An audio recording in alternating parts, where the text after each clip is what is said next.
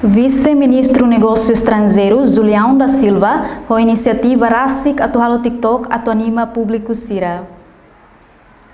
Declaração mai Husi deputado UDT Francisco David Xavier Carlos li Husi televisão Timor-Poste quarta-feira e hadili relaciona o vídeo TikTok Husi vice-ministro negócio estrangeiro Julião da Silva na be viral e haloron rua liuba li Husi mídia social.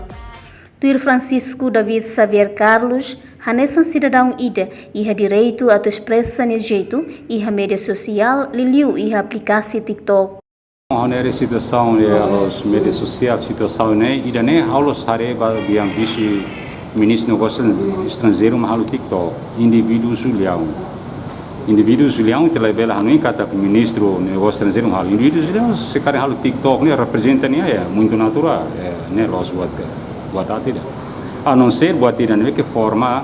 ne atitude ou ne style de TikTok ne latini normas ética e moral mas ne halo TikTok tidak ne que tá menghibur publik anima publik itu muito natural da vez quando kita hari buat tidak ne kita condena buat ne hotula dia e labele ne halo TikTok pode ninar indivíduo senhor Julião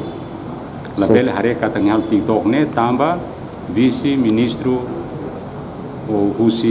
vice-ministro negócio estrangeiro indivíduo nem Julião. Nhamos terran, atitude vice-ministro Julião da Silva ne, laos lori membro governo ka vice-ministro negócio estrangeiro na cooperação nhanarang, mebe ação individual. Deputado UDT Francisco David Soares Carlos reconhece talento TikTok husi vice-ministro negócio estrangeiro na cooperação ne viral, também tecnologia telecomunicação moderno no avançado ona. Reportagem Savina Sansa, Dirce Araújo, televisão Timor-Poste.